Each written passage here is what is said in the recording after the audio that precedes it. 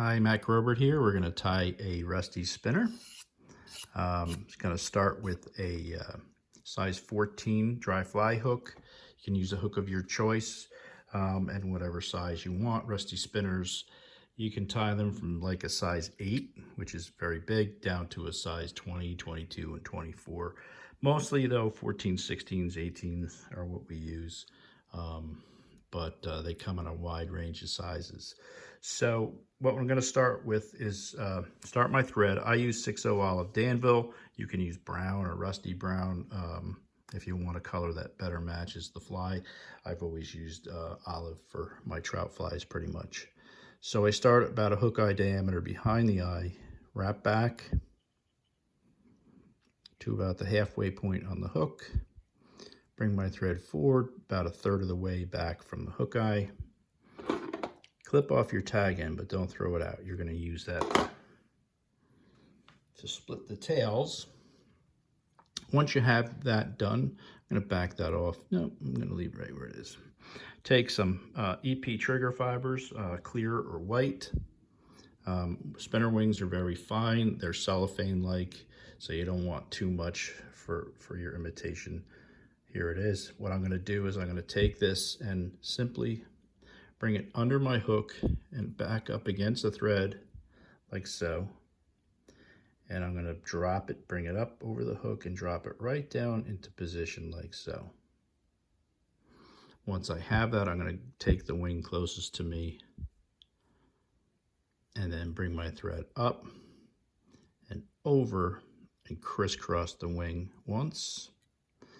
Lock that in, crisscross it once more back, over that way, behind and forward, and it's locked in. Make a wrap in front and back just to make sure it's nice and tight. You should maintain your thread tension the whole time you're doing that. I'm going to spin this a little bit so it stays out of my way. And then bring your thread back over the butt end there to about the hook point, like so. I'm going to take 2 medium done microfibers, and I'm going to measure them to be about, that's the tip of them there. I'm going to grab it so it's about 1.5 hook shanks in length, hold it in place, and then I'm going to clip that so that it's going to butt up against the back of the wing like so, and then tie it in like so.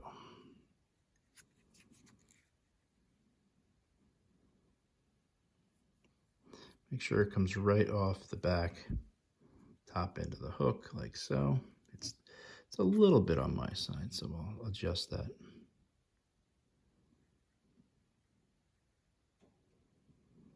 Like so. Okay. Bring your thread up. You got to bring your thread up just past the hook eye when you do this, because what we're going to do is we're going to take the tails first. I'm going to split them a little bit.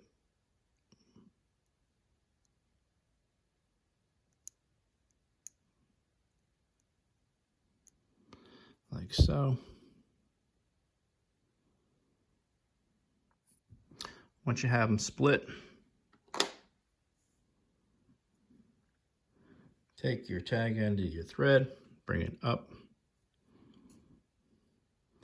under the hook shank, like so, around the bend, and then what I'm going to do is bring it right between the 2 fibers and up, and you can see it splits them nicely. Bring it up, maintain that spot, bring your thread nice and tight so it doesn't go anywhere, and then make one more tight wrap like so, and you have nice split tails. Once you have that, clip your tag end. I'm going to get my wings out of the way again. Finish binding down the tail and that thread tag end up. So I go all the way up because I want to keep a fairly uniform underbody here. Bring my thread back to just in front of the tail, like so. You can see I have a nice split tail. I take a rusty brown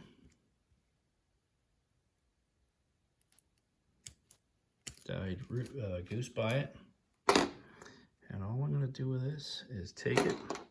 I just clip off the very little end of that, tie it in alongside the shank here,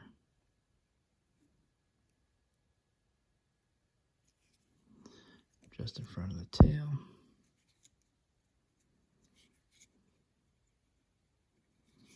And wrap up behind your wing, like so. Take your goose by it and your hackle pliers, and you're just going to take that. And watch out for that hook point.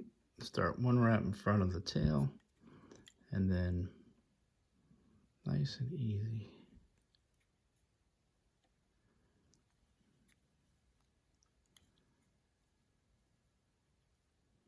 Spiral that up.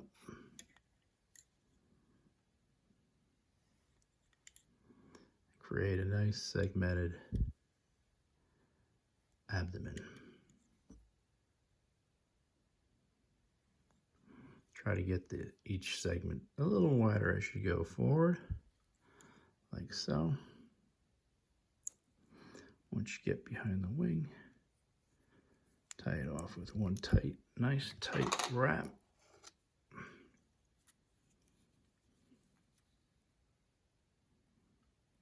Like so.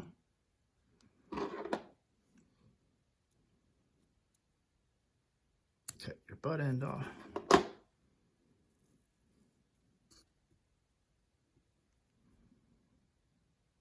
Looks pretty good there. Okay, now I'm going to take just a small amount of rusty colored super fine dubbing. I like this because it's real fine and it won't build up any bulk on the thread. So what I'm going to do here is I'm dubbing my thread. It's you're not going to be able to see it here, but I just use small amounts and dub a nice small tight noodle.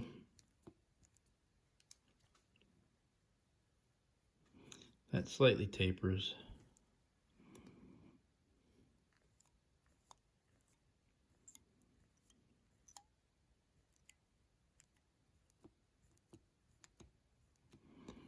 And then I'm going to wrap this to create a nice rusty thorax and cover up the thread wraps around the wing.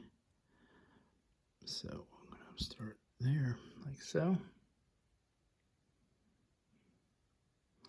Come up and over the wings, down and around and up and over, and then crisscross like that, under, crisscross under once more, like so, and then use the rest of your dubbing to create a nice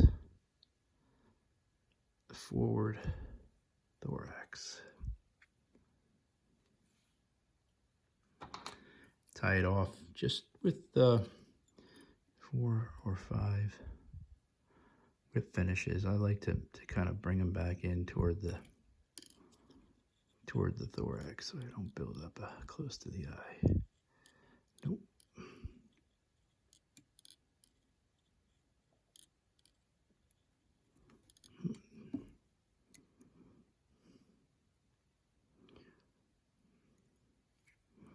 Okay. What I'm going to do next is real simple. I'm going to take my